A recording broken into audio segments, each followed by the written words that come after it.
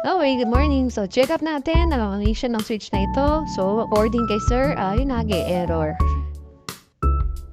Okay, so naka-atmosphere logo siya. Open naman sa atmosphere logo, pero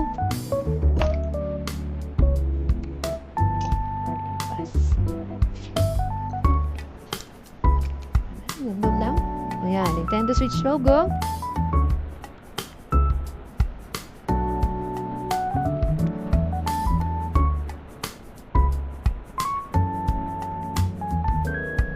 Okay, error niya ay 2101001. So, titingnan natin kung ano yan. Ito ba ay power issue? Or software issue? So, check natin ang voltages.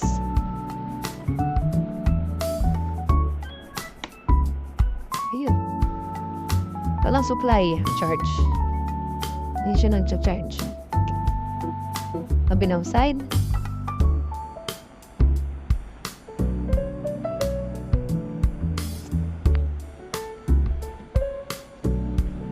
Yung response. Ayun. 5 volts and 14 amps. So, it is a hardware issue and hindi siya software.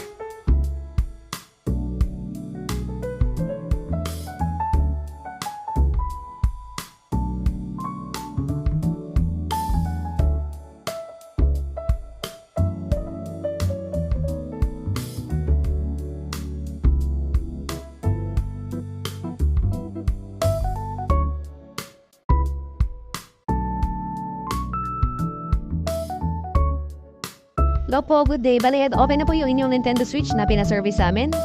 So, eto siya, naka-on na siya, nakatanasan. Dito na tayo sa ZFW. So, ano po ba ang findings? Ang findings po is yung charging circuit niya. Although nag-on siya, meron tayong water damage. So, ang result nun, nasira yung kanyang PD controller. So, ang result nun is nag-pull lang siya ng 5 volts and 0.5 amps kanina. So, inopen natin yung board, kinalitan natin yung mga components, yung PD controller IC at yung mga capacitor, and yung booster sa tabi niya. Okay? Then, syempre, before natin tinesting, nag-clean up din tayo lahat ng corrosion, lahat ng water damage, inalis din natin. Okay?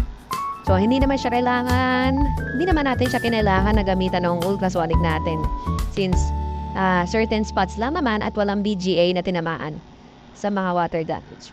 Okay? So, tinesting ko na rin ito. Ito ay nag-charge na ngayon ng 15 volts and 0.7. Kasi kapag may problem dun sa circuit na yon, minsan mag-on siya, minsan hindi. Then, may error.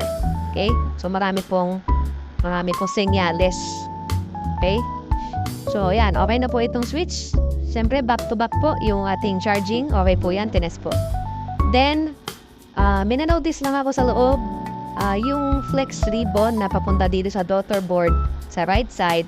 So, may corrosion din siya. Although working siya ngayon, ang recommendation ko po is palitan na rin natin siya kapag meron na po kayong go signal. Okay? So, yung analog nyo, okay na po. Nakakabit na rin po. Tinesting and nakalibrate na rin po natin siya. Then, yung mga screw na iba-iba, inayos na rin po natin yung sa loob. Yung mga sirang screw, kasi meron pong mga screw na bilog na at hindi ma-open.